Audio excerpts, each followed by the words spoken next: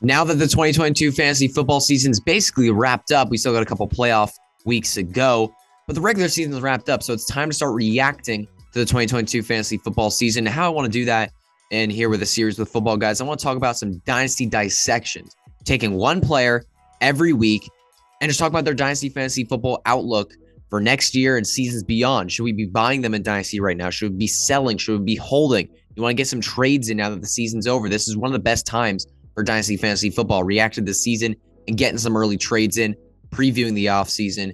It's going to be fun, going to be interesting. We got some very interesting players to talk about over the next handful of weeks. We got a very, very fun one today, a very polarizing player. Hope y'all will like it. But before I get into this video, please subscribe to that Football Guys YouTube channel and click that notification bell so you'll be notified every single time a new video drops on this awesome YouTube channel. I'm Hutchinson Brown for Football Guys. I'm at HutchinsonB_FF on Twitter. Now, without further ado, let's get into this video. Today's Dynasty Dissection, we are talking about running back Cam Akers of the Los Angeles Rams. Now, Cam Akers, obviously, he's had a crazy career, right? I mean, started out his rookie year basically irrelevant, and then towards the end of the year and in the playoffs, he dominated, had some really big performances, and then heading into his second year, people were hyping him up, me included. I was really hyping him up, and then unfortunately, he went down to an Achilles tear, which is a almost death wish for a lot of running backs in history. But he came back in that same year in the playoffs. Didn't look great. And this season, we were looking at him as a fringe RB2 type of pick, fourth, fifth round guy. He was in the RB dead zone in that range to drafts this year when you look at redraft purposes. And I would say overall, he disappointed on that pick. He did disappoint in the beginning of the season. But towards the end of the season, he won people championships yet again. In weeks 1 through 13, week 1 through 12, it was basically irrelevant. When you look at weeks 13 to 18, here were his weekly finishes in full PPR scoring. Week 13, RB8. Next week, RB25. Week after that, RB21. And then he goes on a tear, RB1, RB14, RB11 in his last 3 games. And 5 of those 6 games, he played at least 70% of the snaps. So he was getting the snaps, he was getting the work, and he was dominating for fantasy football. He was playing great.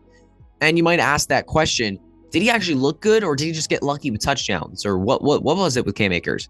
I mean, in those last 6 games, he averaged at least 4.9 yards per carry 4 times. Pretty solid. Definitely solid. I went back and watched the film on those last 6 games. I went back and watched him. He looked good. Nothing like, I wouldn't say he looked fantastic or special. He's definitely lost a little bit of straight line speed, but he did make some really good cuts. He was always making some quick, really nice, efficient cuts, making defenders miss. Jukes, spin moves, you name it. Like, he was making defenders miss. And he also pushed the pile well. He looked strong. He looked physical. He looked powerful, especially inside the 5 on the goal line. He looked really, really good.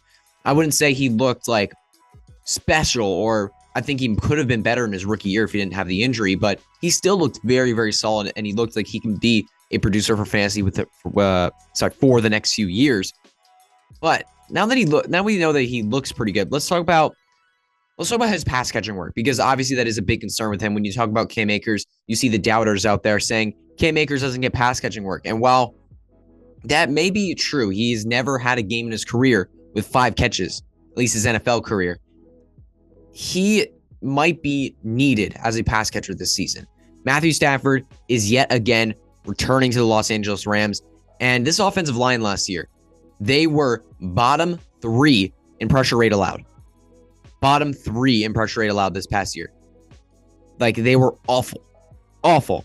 And in the time Matthew Stafford played last year, the running back position for the Rams averaged just under 5 targets per game, which is nothing crazy, but that's pretty good. 5 targets per game for a running back position, is pretty good. So, given that Cam Akers is probably the workhorse of this backfield, I mean, there's nobody left. I mean, Darrell Henderson's gone. Like, Cam Akers is the clear lead of this backfield. So if you're telling me Cam Akers is going to get 3 to 4 targets a game, I'll take that. It's not like crazy special, but I'll take 2 to 4 catches a game. Absolutely. That's very, very solid. And if he's getting 15, 20 carries a game along with that, he's going to end up being a very good fantasy running back. Very, very good fantasy running back. So Cam Akers, overall in Dynasty Fantasy Football, is somebody that it obviously depends on your league mates, because So he's a very polarizing player. Some people are in on him and want to buy him and want to hold on to him if they have him. But then some people are like, sell high, get rid of him. Because, maybe because this was a really good performance in the end of the year, and maybe he doesn't see that ever again. That is definitely a possibility because the injury was there. Maybe the Rams bring in more competition for him. Maybe the offensive line just isn't good enough. Maybe this offense just isn't good enough. Cam Akers could really not work out. I mean, we saw him early in the year not work out, but he also could work out. I mean, there's a lot of volume to be had here, a lot of opportunity. He's still decently young, and he looked good at the end of the year. So he's definitely a polarizing player. He's very risky.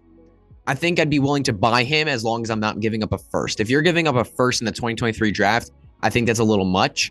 I think I would try to go a little bit less than that. But if you can buy him for anything less than a first, I'd be happy to do that. I'd be ecstatic to do that. And if you're holding on to him, look for a first. If you can't get a first, very, very early second. I don't think I'd want to take like the 205 for Akers or the 204. But if you're looking at like a fringe top 12 dynasty pick, fringe top 15 dynasty pick, I think that's okay. But I would aim to go for like a top 10, top 12 pick in a rookie draft if you're looking to sell Cam Akers. And if you can't get that, I would hold on to him. I think he's worth the risk there. So that's going to be it for today's Dynasty Dissection. Thank you all so much for watching this video. Please subscribe to the Football Guys YouTube channel so you'll be notified every single time a new video does drop on this YouTube channel. I'm Hutchinson Brown, Football Guys. I'm at HutchinsonB_FF on Twitter. And we'll see you all next week with the next Dynasty Dissection.